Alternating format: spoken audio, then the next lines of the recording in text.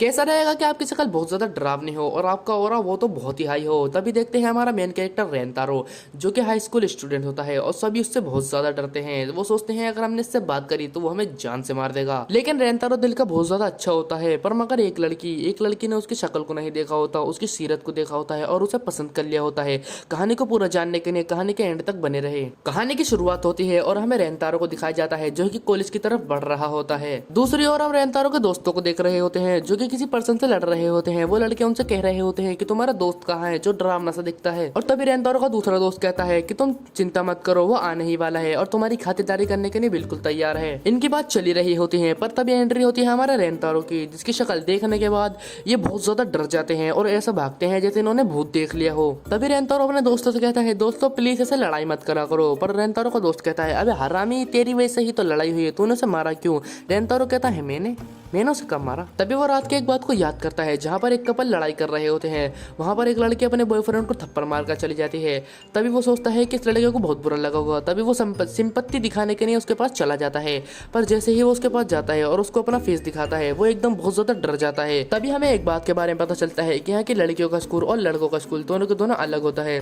पर तभी हमें एक मेन बात के बारे में पता चलता है कि यहाँ की लड़कियां और लड़के एक दूसरे से बहुत ज्यादा नफरत करते हैं। तभी हमारे लड़के जा रहे होते हैं और सामने से दो लड़कियां आ रही होती हैं। तभी उनमें से एक का नीचे स्कार्फ गिर जाता है और तभी हमारा लड़का उसे उठाकर देने लगता है और उनसे कहता है जरा सुनो, तुम्हारा स्कार्फ नीचे गिर गया था। और तभी लड़की उससे गुस्से से मुड़कर देखती है और उनसे कहती है इस पर अब तुम्हारा हाथ लग चुका है और ये मुझे नहीं चाहिए। तभी रेंतारो को दोस्त कहते हैं कि लड़कियां बिल्कुल नहीं सुधरने वाली। तभी हम देखते हैं लड़कियों का स्कूल जो कि एकदम सुंदर होता है और ऐसा लगता है कि यहाँ नोबल बच्चे पढ़ने आते हैं। और दूसरी तरफ हमारे लड़कों का स्कूल जो बिल्कुल बेकार होता है और ऐसा लगता है कि इसके ऊपर किसी का ध्यान ही ना हो, जैसे कि सरकारी स्कूल। और यहाँ के बच्चे फ्यूचर के बारे में कभी सोचते ही नहीं है, यहाँ सिर्फ मौज मस्ती करने के लिए आते हैं। इसीलिए लड़कियों को लगता है कि फ्यूचर में जाकर नल्ले और बेरोजगार ही रहेंगे, इनसे कुछ नहीं होने वाला। लेकिन हमारे जो लड़के होते हैं वो दिल के बहुत ज्यादा साफ होते हैं और अच्छे होते हैं। यहाँ पे लड़कियों ने अपने क्लासरूम में पर्दे लगा रखे होते हैं ताकि यहाँ पे लड़कों को कभी फेस ही देखना न पड़े उन्हें। अब आप इसी बात से अंदाजा लगा सकते हो कि लड़कियों को लड़कों से कितनी नफरत है। दूसरी तरफ हम रेंतारो को देखते हैं जिसके दोस्त उसे कह रहे होते हैं कि रेंतारो क्या तुम हमारे साथ घूमने चलोगे? पर रेंतारो मना कर देता है क्योंकि उसे घर जाना होता है उसके पेरेंट्स के पास, उनके साथ मदद करवानी होती है काम में।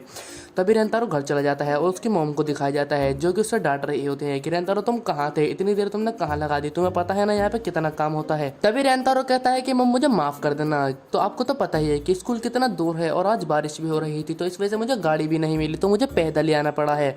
और आपको तो पता ही है कि मैं इस काम में कितना बेकार हूँ और मेरी वजह से यहाँ पर कोई आना भी नहीं चाहता। रेंतारो की माँ मुझे समझाते हुए कहती है कि अरे ऐसी बात नहीं है, आज बारिश हो रही है इसी वजह से आज एक ही कस्टमर आया है, लेकिन तुम चिंता मत करो, जैसी बारिश बंद हो जाएगी वैसे कस्टमर आना शुरू हो जाएंगे और मुझे तुम्हारे ऊपर पूरा भरोसा है, तुम यहाँ पर सब कुछ संभाल लोगे। ऐसे कहकर उसकी माँ वहाँ से चली जाती है। उसके बाद हमें रेंतारो बताने लग जाता है कि दरअसल जो हमारी फैमिली है वो एक बेकरी को रन करते हैं, लेकिन स्टाफ की कमी हो जाने के कारण मुझे अपने पेरेंट्स की मदद करनी पड़ती है। लेकिन मैंने अपने दोस्तों को कभी नहीं बताया कि मेरे जो घर है वो एक बेकरी है। तभी रेंतारो कहता है कि उसकी मॉम ने कहा था कि यहाँ पर एक ही कस्टमर है और वो अपने चारों तरफ देखने लगता है। लेकिन वो जैसे देखता है वो देखता है कि एक लड़की जो बहुत सारे केक खा रही होती है। तभी हमें बताया जाता है कि लड़की जिसने बहुत सारे केक खाए होते हैं और उसके आमने सामने बहुत सारी प्लेट पड़ी होती हैं। तभी उन दोनों का एकदम से आई कांटेक्ट हो जाता है जिसकी वजह से वो लड़की एकदम घबरा जाती है और उसके गले में केक फंस जाता है। जब रेंतारो उसके पास पानी लेकर आता है